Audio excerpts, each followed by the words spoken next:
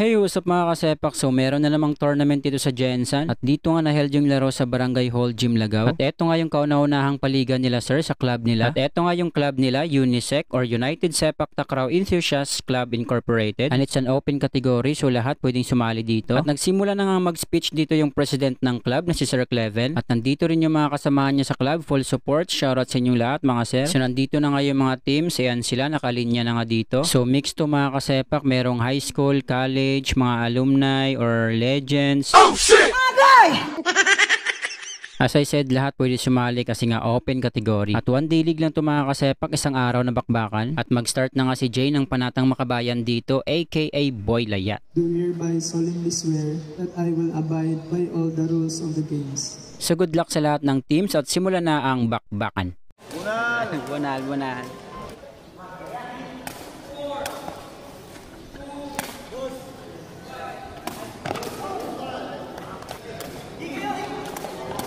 Uy, chick. Lock ka.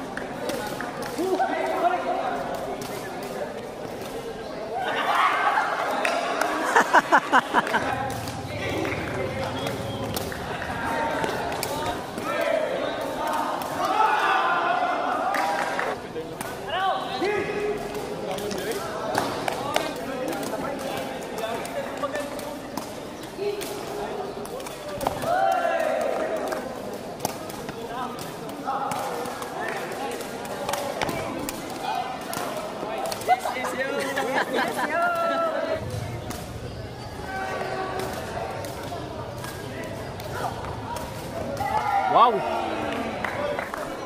Umpire and third to class.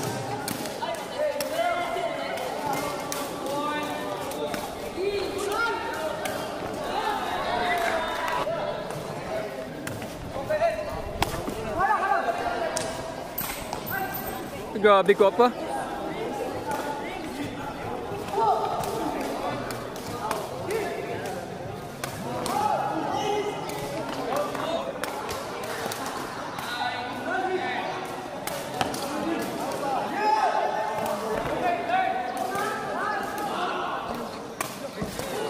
Uy!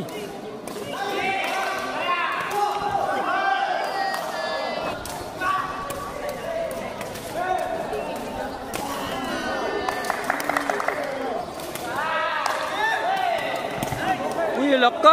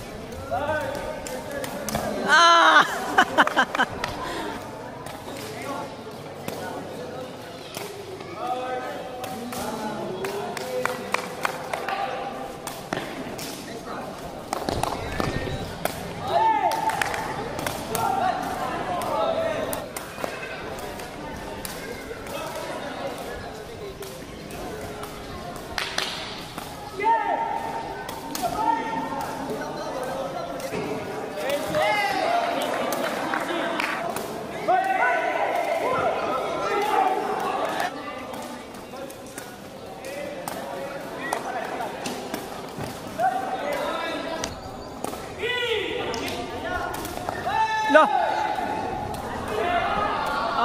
May ahaway!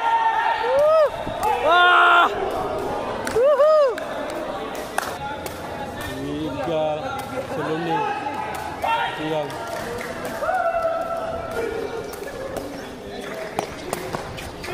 Yapon. Lo!